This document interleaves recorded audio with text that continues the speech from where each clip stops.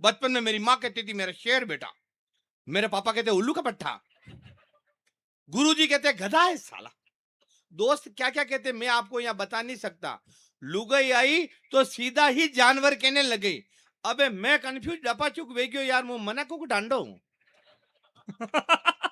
मारे समझ में नहीं आया, मना को डांडो हूं तो मुंह जानी भैया के पास गया। मैं क्यों जानी भैया साहब आप बताओ मैं जानवर हूं या इंसान हूं? ये बोले शक्ल से तो मुझे भी पता नहीं चल रहा है।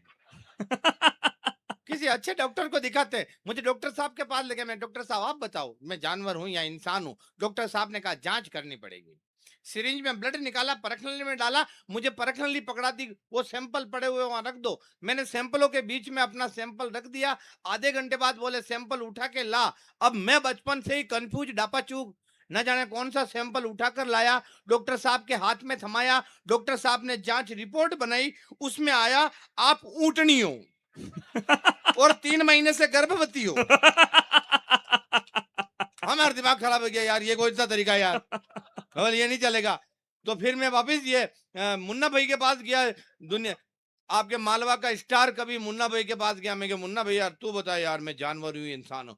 ये बोले यार किसी अच्छे पंडित जी को दिखाते हैं, अच्छे ज्योतिषी को दिखाते हैं। मुझे पंडित जी के पास ले गया। पंडित जी ने कहा तेरी कुंडली ला। मैं कुंडली ले गया, कुंडली को चारों तरफ से देखा। बोले यार कुंडली में भी समझ में नहीं आ रहा है तू जानवर है या इंसान है, पर नवे ग्रह में राहु और केतु की कुदृष्टि है, इसलिए बहुत जल्दी तेरे माथे पे सींग और पीछे पूंछ उगेगी। तो मैंने कहा यार पंडित जी कोई उपाय बताओ। तो पंडित जी ने कहा अपने हाथों से काले कुत्ते को रोटी खिलाना। इतने में दूर से काला कुत्ता दौड़ता हुआ आ रहा था, उसके मुंह में ऑलरेडी रोटी। वो आया, जंप लगाई, रोटी मेरे मुंह में ठूंस दी, गाप। मैंने कहा यार पंडित जी ये क्या है? तो पंडित जी बोले यार लाला यूं लग रहा है इस कुत्ते को भी किसी पंडित ने यही उपाय बताया है। एक बार जोरदार तालियां, वो कमाल। अब आप समझ गए मैं कौन सा वाला हूं, तो ढंग से अरे खुल के वाह। तालियां वाला बजाओ। धीरे धीरे आनंद आएगा आपको, जय हो। थोड़ा बहुत आनंद आएगा। कंफ्यूज अच्छा अच्छा, वहां हॉस्पिटल के अंदर में गया था ना, वहीं पे एक रजिस्टर रखा हुआ था।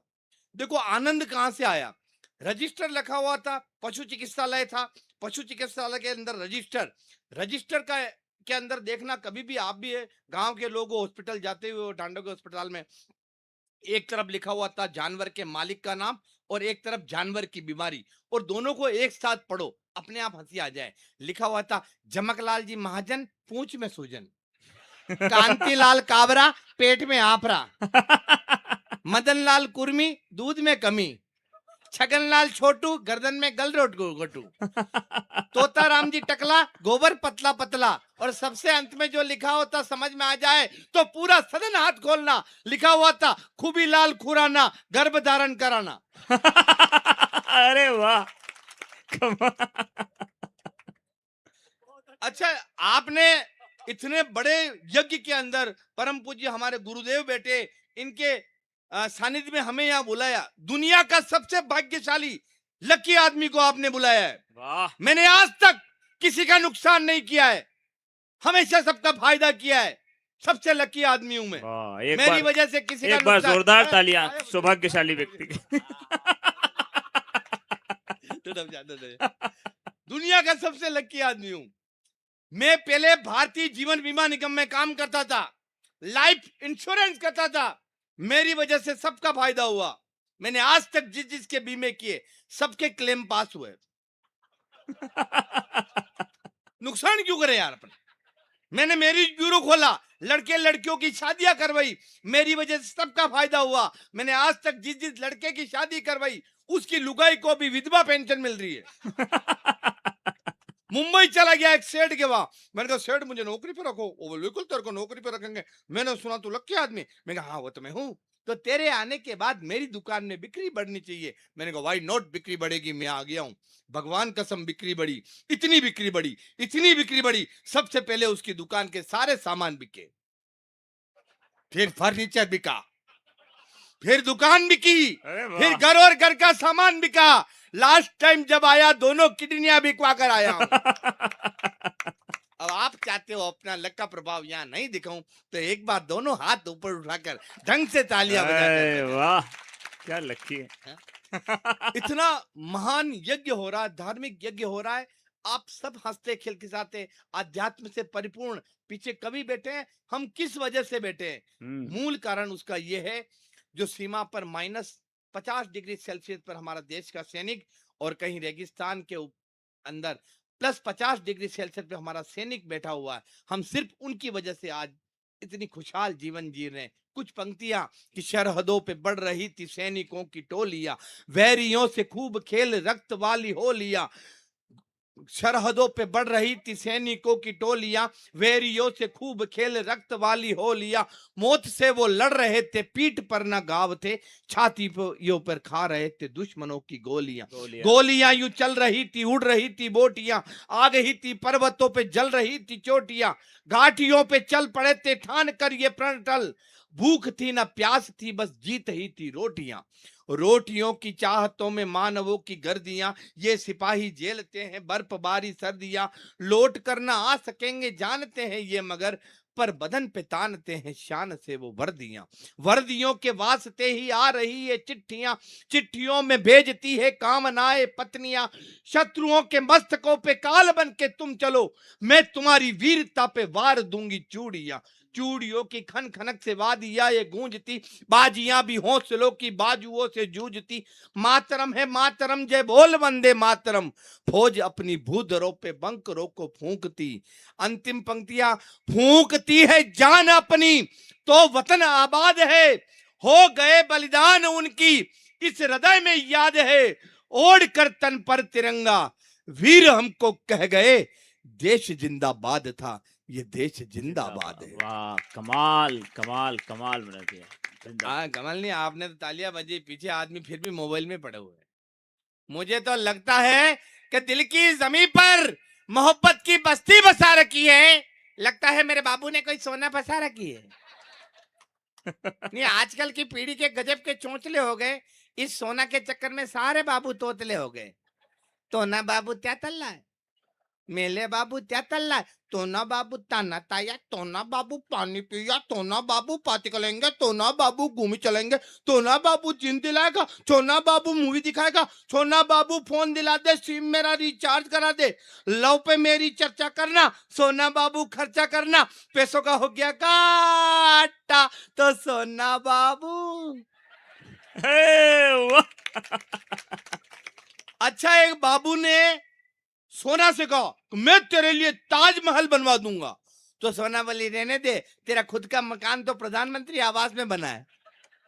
और अब सोना मिल गई टक्कर में, बाबू फंस गया चक्कर में, क्लेश करे और कांड करे, रोज नई डिमांड करे, बाबू उससे डरता है मांगे पूरी करता है, चाटा मारे रोने न दे, सोना बाबू सोने न दे, गाड़ी बिक गई बिक गया बंगला, सोना बाबू हो गया कंगला, किस्मत में अब बाटा तो सोना बाबू।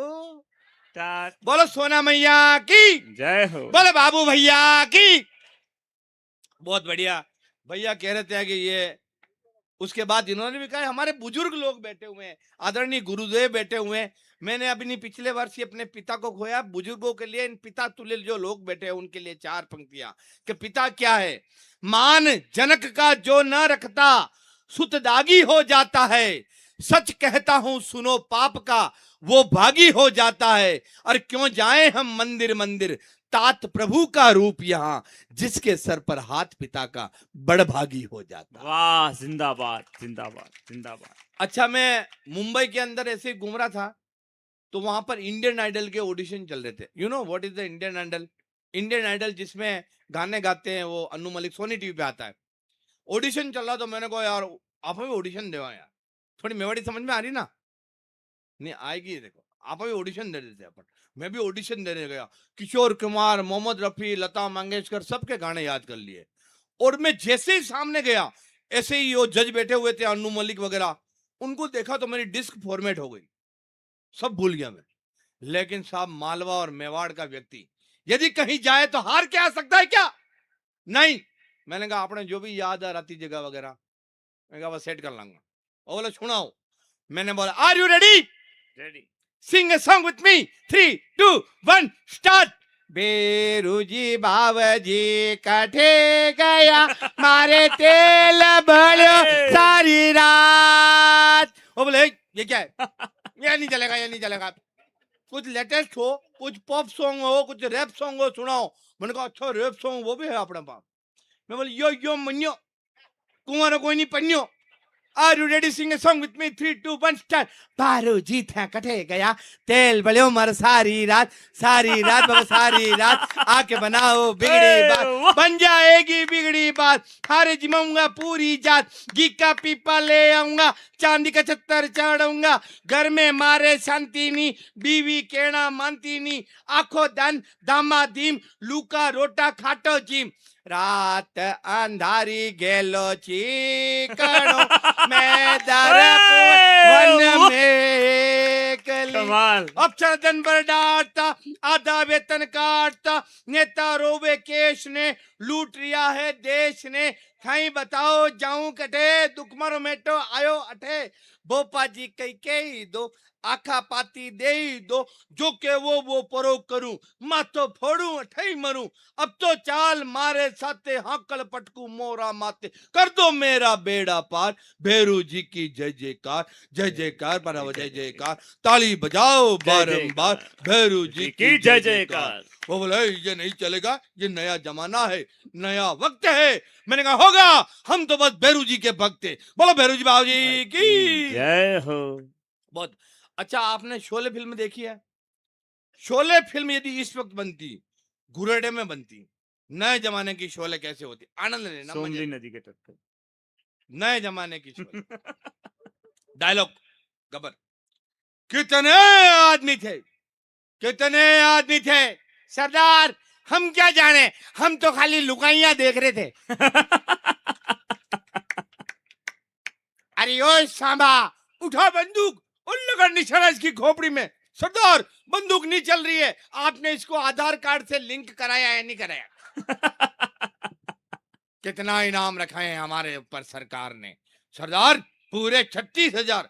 झूठ, हमारे ऊपर 36,000 इनाम का है, हमारे ऊपर तो पूरे 50,000 इनाम है। अरे नहीं सरदार, 28% जीएसटी कटेगी तो 36 ही आएंगे। और अंतिम डायलॉग आपके समझ में आ जाएगा, यदि समझ में आ जाए तो पूरा सदन हाथ खोलना। 50-50 कोस तक जब भी बच्चा रोता है, बेटा 50-50 कोस तक, बेटा 50-50 कोस तक, बेटा जब भी बच्चा रोता है तो माँ कहती है बेटा सो जा वरना गब्बर आ जाएगा। तो बेटा कहता माँ रहने दे, बेवकूफ मत बना, तूने मुझे पहले यूं ही के 3 बार सुला दिया, गब्बर तो आया ही नहीं, मेरी प्रॉपर्टी में 3 हिस्सेदार और आ गए।